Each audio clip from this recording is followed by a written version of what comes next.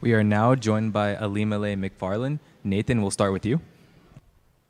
Ilima-Lei, excellent fight, ma'am, and great way to bounce back, snatch your first losing streak. You said, and you expressed quite a bit of emotion in there with Big John, talked about how you weren't sure if you still had the heart or not. What about this fight let you know that your warrior heart was still burning to fight? It's so weird. I was telling my corners that, not that I've ever done drugs before, but I'm like, I feel like this is what drugs feel like. You do it, and then you hate yourself for it, but then you want to do it again some more. And it's weird. Fighting really is a drug, you know. But in the backstage, I'm so nervous. I'm like almost in tears. I'm telling my coaches that my legs are jelly, but you know, I don't have any choice. I can't. There's no turning back. And then once you step in there, once you start fighting, it's just like, oh yeah, I love this shit. So I think it's always going to be a roller coaster of emotions for me. But I still do love the sport, despite it being real shitty sometimes. I love it. You said something about your legs feeling like jelly. How does your leg feel? It feels great, actually. And I think that the jelly feeling was attributed to the really bad weight cut that I had. I've only felt like this once before, and that was the Vida Ortega fight, where I also had a bad weight cut and a replenishing process. So, again, it's a learning experience, and I'm grateful for that experience despite losing or despite not making weight. I just know that it's a good learning experience, and it'll never, ever happen again. Wonderful. Last question for me. You said recently that you want to finish your contract and then retire. Mm-hmm. Do you want to retire as champ, or do you want to be champ again, or is testing yourself enough success? I don't really care if I'm champ again. Of course I want to freaking retire as a champ. No, I want to retire on a losing streak. No, that's the ultimate goal, is to freaking go for it one last time. Put all my eggs in one basket and just fucking go for it. So again, my ultimate dream retiring fight would of course be in Hawaii, fighting for the belt against my girl Liz Carmouche. I love you, Liz, and this is just like the fight that's supposed to happen. It's supposed to be, you know, it's a full circle kind of fight. Liz was the first person that I encountered when I stepped foot inside the gym. We are no longer training partners anymore. We're still really good friends. We're sister wives. And I'm just like, dude, this is it. You know, this is the perfect storyline. And I know that when the day comes where we fight each other, it's going down. You know, we're gonna be freaking probably like stalking each other's Instagrams too the whole time, watching what everyone's doing. So it's gonna be fun. And I say that with the utmost respect for her. Thank you so much. Thank you, Nate. Jason? And Ilima-Lei, you were very emotional in the post-fight interview there with Big John. Just talk to us about, I guess, what the emotions were, because this has been a long road back to finally getting that victory. Yes, it's been a very long road. I feel like a lot of my feelings about fighting changed when I lost the belt, and I don't think it necessarily had to do with like the loss itself. But yeah, just, you know, moving on to the next chapter of my life. And as fighters and athletes, we all have a shelf life. And so yeah, it's been a roller coaster for the last, you know, 2.5 years. But fuck, I'm way too emotional after fights. I like watch all my interviews afterwards. I'm like, you look so dumb. I have an ugly crying face. So I need to work on that. But yeah, this fight game is such an emotional roller coaster, and that's what I mean by like, I don't know if my heart's in it anymore, but that win definitely helped me realize that it's still there. And as well, you say, obviously, this is a learning process. I know you just stepped out of the cage, but what did you learn about yourself in this fight, Ilima-Lei? That I'm comfortable on my feet, and I don't know why I try to get to the ground all the time, because I feel like I can punch really hard, and like it's fun. Striking is honestly fun. I can punch hard and I can take a hit. You know, she was throwing, I was throwing. I've fucking walked through Velasquez's flying knee that broke my nose, like shattered my nose, and I still walked through it. You know, like I can take a hit. I have dense ass Polynesian bones. I have a huge ass chin that like withstands a lot of hard hits. So striking's fun, and I learned that as long as I'm patient, then the ground will come. And yeah, just big shout out to my striking coach, Bill Crawford. He's worked with me since the beginning, and Prince Tiger Smalls, they worked with me on my striking since the beginning, and I'm really proud with how far I've come. You guys should see me when I first tried striking. I couldn't even hold mitts. So yeah, I think I've come a long way thanks to those guys. And last thing for me, I know in the pre-fight interview you said you had a big kind of entrance, kind of like what you do in Hawaii, set for here.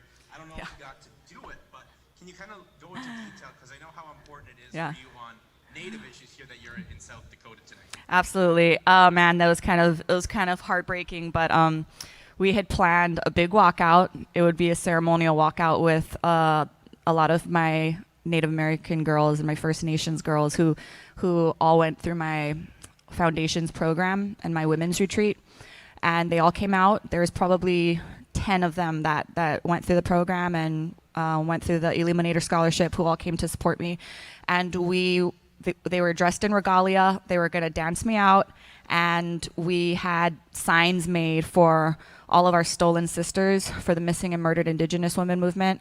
We had signs with their pictures and their names on it, and we were going to walk out in honor of them. Unfortunately, the venue rules said that fighters couldn't walk out with anybody, so I had to tell them right before the fight that it wasn't going to be allowed.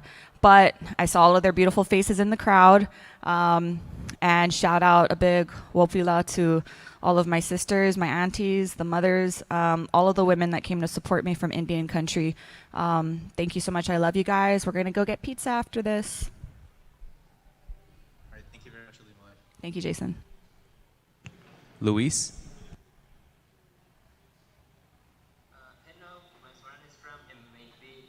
So you came off the first losing streak of your career, now back on track, and great aside, you just said that those retirement thoughts are at a distance now, but where did they come from at first place? I think that the injuries were getting really tough.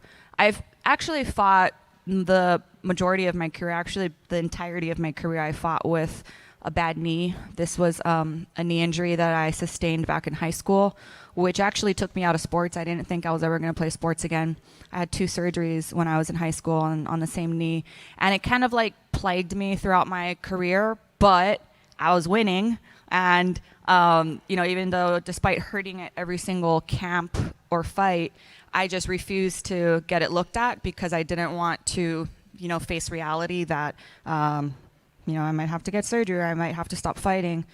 So after I lost the belt, I got to reevaluate everything and just be like, look, I don't have the belt anymore. Now's the time to fix the knee.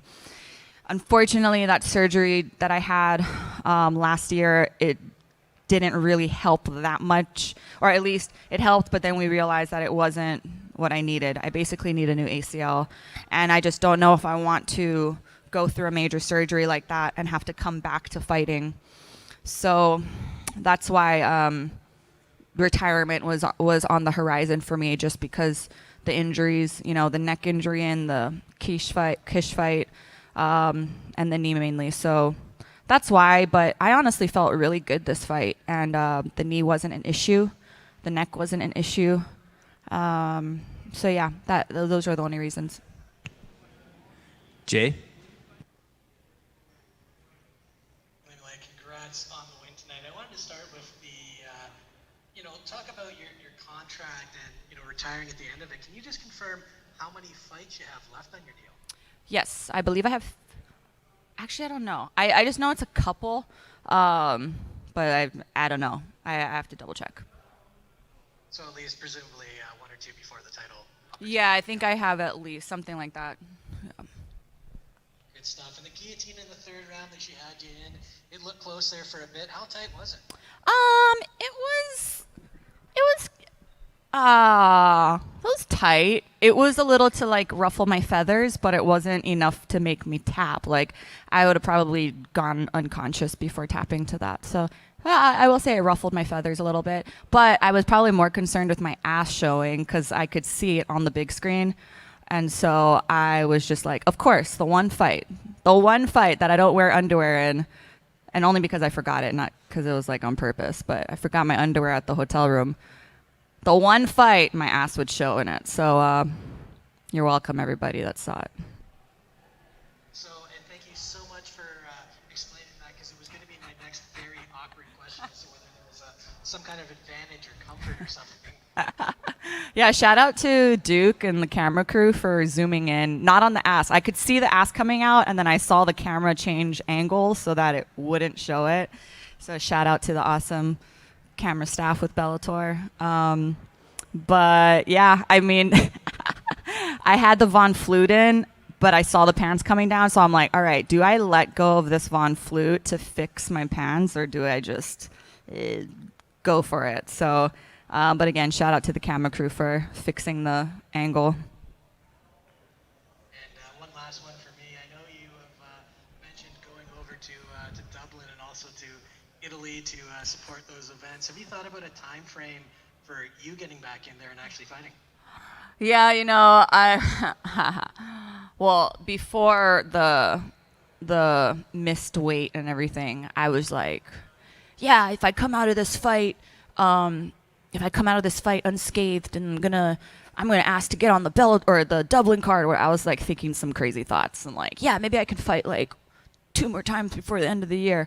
But then the weight cut came and it was terrible, and then I was like, my body's like definitely not ready. And I think that I had a really tough time with the cut because I didn't allow myself enough rest from my last fight.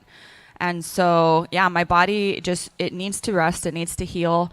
I think timeline-wise, I probably won't fight again until next year. And, you know, especially going to Dublin and Milan, I already booked food tours for that. So I'm like, yeah, there's no way I'm going to fight again before the end of the year. So yeah, definitely going to be sometime next year, you know, maybe the springtime if we go back to Hawaii. Tyler? Congratulations on the win. I was just curious, so with your knee, obviously you don't want to do that major surgery, so what do you do to kind of alleviate the pain to make it more manageable? I think with the knee, I definitely have to rehab it really, really good. You know, I really have to take this time off to focus on the strengthening aspect of it. It's very unstable because of the ACL, and it's an old ass ACL. It's like 17 years old. And so, yeah, I have to rehab, strengthen, and again, just kind of go from there, be smart about my training, and be smart about keeping the weight off too. You know, a lot of trouble, you know, if I get big in the off season, then I have to work twice as hard to get the weight off. And that means more running, more impact on the knee. And so I think I just overall have to be smarter about my training and physical therapy. I have the best physical therapist in the world. Shout out to ES3PT, Dr. C and Renee them and Heather them. They're the best team in the world for my physical therapy. So that's what I'll do starting Monday. Thank you so much, and congratulations on the win. Thank you, sir. Ken? Kerry Williams for Ken Chronicles Media. Congratulations on the win. So in terms of legacy, how would you like to be remembered in the sport of MMA? I want to be remembered in the sport of MMA as being a good person. I think that I don't want to I just want to be a good person. And I want to be somebody that my team and my coaches are proud of and my parents are proud of, and somebody that uses my platform for good. There's enough negativity and shitty things in this world, and there's enough trash talk and shit talkers and just putas. So I just want to be a good person. And my coaches are laughing. No, that's what my legacy. I want my legacy to be, and to always fight for doing what's right. Congratulations on the win. Thank you for your time. Thank you. Thank you, Ilima. Thank you. Shout out to Rain.